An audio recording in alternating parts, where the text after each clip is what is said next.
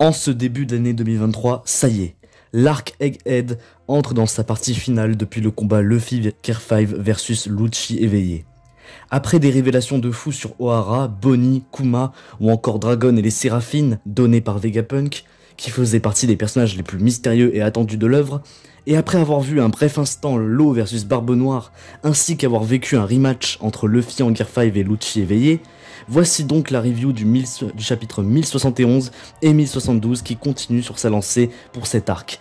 Après les révélations placées à du combat de fou, plus encore des révélations sur l'histoire, personnellement, j'adore ce que nous raconte Oda depuis le début de la saga finale pour moi. Pas de baisse de niveau d'écriture après Onigashima, où on reste encore dans l'excellence. Comme d'hab, installez-vous comme il faut et venez assister à cette review du chapitre 1071 et 1072. Le chapitre 1070 finissait par peut-être une arrivée de Kizaru et plusieurs théories de versus se sont faites, entre un Zoro versus Kizaru ou un Sanji versus Kizaru.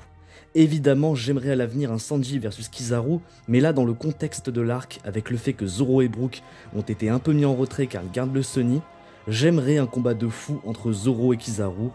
Ça serait beaucoup plus intéressant pour Zoro, car je le rappelle à Sabaody, à cause de ses blessures mortelles infligées par Kuma, il ne pouvait pas réellement faire face à l'amiral. À voir ce que fera Kizaru, mais je rappelle qu'il a confié ses pouvoirs du fruit de la lumière à Vegapunk dans la création des pacifistas, et qu'il est le tonton de Sentomaru. Sentomaru qui, je le rappelle, a été mis KO par Lucci. À voir comment va réagir Kizaru. Donc le chapitre 1071 commence sur Kuma, qui après avoir quitté le royaume de Kedetrave par téléportation de Kusine, se retrouve à Redport, à vouloir escalader Red Line pour rejoindre très clairement le nouveau monde arrivé sur Egghead, retrouver Bonnie, Vegapunk et les Mugiwara. Hâte de voir ce qu'il va faire par la suite. De retour sur Egghead, le CP0 cherche un moyen de rejoindre Vegapunk et le tuer. Tous les Vegapunk sont en pleine réflexion sur la fiche personnage qui peut les aider, mais que si le monde l'apprend, il sera un danger. Deux options selon moi. Soit c'est Eggdwar Weeble, et ça c'est à cause de ce qui se passe à la fin du chapitre 1072, soit c'est un personnage inédit, à voir mais très hype. Le CP0 profite ensuite du fait que le dôme soit désactivé pour entrer. Kaku, trouvant le Sunny et étant lui aussi pris de rancœur par son passif avec les Mugiwara, prend d'assaut le Sunny. Mais dans une planche magnifique, somptueuse, Zoro totalement badass qui dormait arrête facilement l'attaque de Kaku. À l'instar des retrouvailles entre Luffy et Lucci. C'est au tour de Zoro et Kaku de se retrouver et d'avoir un rematch. Pendant ce temps, le groupe de Luffy retrouve celui de Nami, et quant à Bonnie qui a toujours la haine envers Vegapunk, le poursuit demandant des explications à propos de son père Kuma. La fin de ce chapitre 1071, sympathique mais faible en analyse, se conclut tout de même sur deux pages très importantes à deux endroits différents du nouveau monde. La première, Kid et Killer sont arrivés à Elbaf, car c'est fou et c'est super intéressant. Parmi les trois chemins, Luffy s'est retrouvé à Egghead, rencontré l'homme le plus intelligent du monde, Law a eu le moins de chance en trouvant Barbe Noire et l'affronte pour récupérer son road poneglyph. Quant à Kid, il a eu le plus de chance puisqu'il est arrivé le premier sur Elbaf. Elbaf, l'île des géants, teasée depuis Little Garden, a dernièrement été teasée par le perso de Ajrudin sur Dressrosa et par Big Mom sur Whole Cake Island, mais aussi par le flashback de Vegapunk sur Ohara. Le prochain arc de One Piece de cette saga finale sera très certainement Elbaf, fait la chose qui me hype le moins. On aura minimum dans l'arc Elbaf 3 supernovas. Kid, qui est déjà sur les lieux, puis Luffy et Bonnie par le Sunny. Moi je vois bien aussi U-Rouge car c'est le dernier supernova pas du tout développé, à part un peu à Sabaody et la première apparition de Kaido. Et pourquoi pas Law, même si c'est très mal parti. L'autre révélation de fin de chapitre est bien évidemment Garp, qui compte se rendre sur la ruche sauver Kobe. Alors non, que ça soit le Garp vieux ou Prime, il n'a pas le niveau Yonko ou intermédiaire. Pour moi, Garp a max le level amiral ou commandant Yonko. Enfin, amiral et commandant Yonko. J'aime le perso de Garp et j'ai justement hâte de le revoir en action. Potentiellement sa dernière bataille et j'espère très vite revoir Law versus Barbe Noire et la suite des événements avec Garp en plus, ça va être génial. Après les pro-amiraux n'auront pas fini de chialer.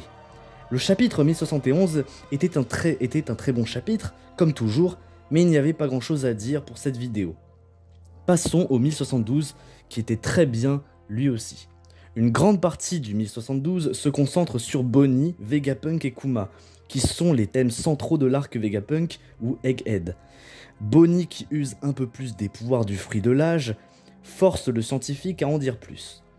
Avant que Kuma devienne entièrement cyborg et pacifista, c'est-à-dire pendant la saga Marineford, grâce à son cheat, fruit des coussinets, il a matérialisé et a caché ses souvenirs sur Egghead. On a d'ailleurs un petit flashback sympathique entre Kuma et Vegapunk parlant de ça.